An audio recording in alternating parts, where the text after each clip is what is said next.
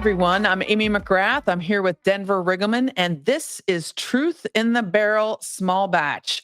Today, we are talking about tariffs and how they affect small businesses, and it is no joke. And this is such an important topic. Denver, you run a small business. What is going on? Amy, I'm not happy. You know, you talk about small businesses and how they're affected. As you know, my wife and I own Silverback Stillery here in Afton, Virginia. And we've had to deal with a lot of weird things. You know, when COVID happened, we had all these COVID surcharges and all of our flow downs and all of our supply chain stuff. It almost ended us during COVID with the shutdown at the same time. But we were able to sort of get through because we had stockpiled on accident, by the way. It wasn't because we were brilliant. We just were in a really good place before COVID. And we had stockpiled and got bottles cheaper at that time, which if you're smart, you'll up your inventory when prices go down. This is Makes economics sense. 101. So anyhow, I get a call from my wife about 3 days ago. Now, we're still paying on many of our, I know, Amy, this is going to shock you. We're actually still paying COVID surcharges from 2021 and 2020 today. So she calls me and she's beside herself. And we had just gotten 2 pallets delivered to us of bottles. And she goes, honey, I got to tell you something. I'm like, uh-oh. She goes, we just got a retroactive tariff charge. What? Yeah. Yeah, our bottle prices went from 101 a bottle to 155 a bottle. So they're preemptively jacking up the prices on you. Yes. Is it because of the uncertainty? I think when you see instability at this level, talking about tariffs that are going to affect manufacturing and supply chains all over the country, there's absolute terror. There's 2 things that happen. There's terror from the actual company itself, either on the wholesale or distribution side, right? On the shipper side. But there's also this profit taking up front that they're going to do on goods that weren't already, right, identified with those tariffs. So that's interesting, right? And we're really angry about it. The issue is you can't accept, they won't let you accept the bottles unless you pay. There's no, it's not like we could just say, oh no, we want the original price. Right. It doesn't work that way. And you're like, well, why is that so bad?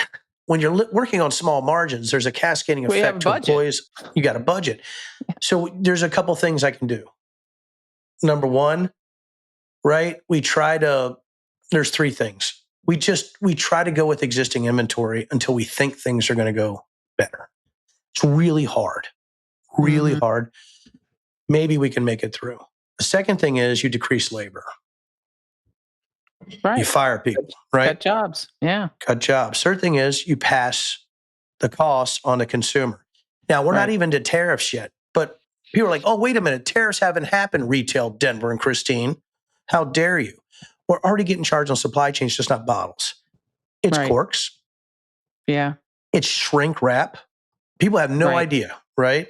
Corks, shrink wrap, our specialty bottles, wax, labels, zipper cartons. What a lot of people maybe don't realize, and I didn't even realize it until now, is we read about tariffs and when they go in effect, and this is who they're going to impact. But the reality is it's already impacting. It's here. Because it's the uncertainty of this man in the White House who doesn't know what he's doing, who's just throwing everything into upheaval. And that has cascading effects. Even if tomorrow he waved his wand and said, I was just kidding, I'm not going to do these tariffs. It's already it's already having a damaging effect. What's he going to do the next day, though, Amy?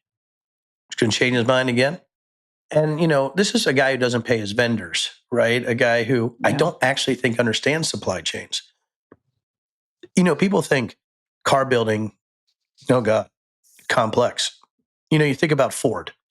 Ford, the day that he came out with the tariffs, they had their stupid thing where they came out and said, oh, you could buy our vehicles at employee prices.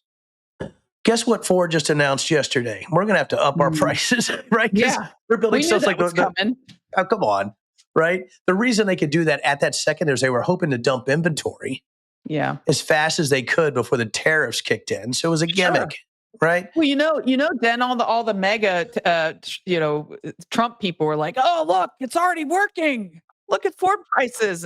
Yeah, they're working all right. People were like, "Yeah, just wait." I actually saw I think it was ABC Morning News, Amy, talk about Ford doing that because of the tariffs. Like, but are they reporting as heavy and as propaganda-y, as ridiculously, why did I just think, I don't know why I just thought of Zoolander.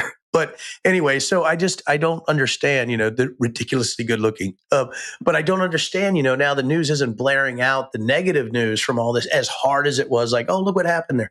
So it's just interesting to me. But personally, Christy and I had to talk about who to cut if this continues. And people we love, they don't get it. And if I told Christy, I said, okay, to make up 54 cents on a bottle and the small pennies, maybe it's 90 cents to $1.05 more we're paying on wholesale gross for a bottle, corks, wraps, all that. Do you know how much I have to charge more for a bottle in order to make just that money back? $4. Yeah. And now start to multiply that over your whole inventory schedule. And I think that's what people need to understand is that small businesses, right? And our business is probably valued, I don't want to say it out, but I mean, it's in the few millions, right? Right. Small businesses that have, for us, between 20 and 25 full-time and part-time employees that are working in the manufacturing space with a supply chain line, absolutely devastating. And it's because of economic uncertainty. And when the tariffs hit, we're going to get more charges. It's and even then worse. The cascading effect is an absolute nuke. Yeah. Anyway, This policy is so dumb. But here's something that we could actually drink on. Okay, that I think is a positive. Okay. Recently, a group of small business owners have filed a lawsuit this past week, arguing that Donald Trump is that these tariffs are illegal.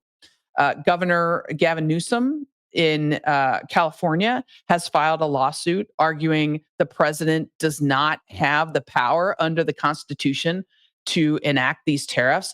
And actually, you know what? I pulled out my pocket Constitution the other night because I was thinking the same thing. Because, I taught the Constitution. I thought to myself, gee, nowhere do I ever remember the president in Article 2 having any of these powers. So I looked up Article 1, Section 8 in the U.S. Constitution. It actually says that Congress has the power to, quote, lay and collect taxes, duties, imposts, and excises, and grants Congress the power to regulate commerce with foreign nations. And also, that all relates to tariffs. In addition, Congress, Article 1, Section 9, that clause prohibits states from imposing tariffs on imports and exports without the consent of Congress. So here's the thing. Nowhere does it say the president has this power. All of the powers reside within Congress. So in my mind, all of these lawsuits are going in the right direction. It's just a matter of, one, will the courts read the Constitution? And then two, will our president follow it? Well, maybe the Tickle Me Elmo Congress shouldn't roll over and show their belly to Trump and give away all of their Article 1 responsibilities to somebody who doesn't know what he's doing. And I think that's where we're at. And Amy, I want to say one thing. Thank you for Karen for doing this small batch for me to show people how tariffs affect real businesses and real people and how it can affect people's lives in a way that people cannot understand unless they're running a business with a supply chain issue and tariffs that affect it. And for that, ma'am, cheers to you. Amazing. Cheers. Thank you. All right. And I tell you what, and if people aren't actually subscribing to this show on YouTube or they're not downloading us on their favorite pod, they don't get to drink with us anymore. That's just the way it is. And we got a lot more coming. We got a lot more coming. Amy, all right. It's good to see you. Thanks. All right. Cheers.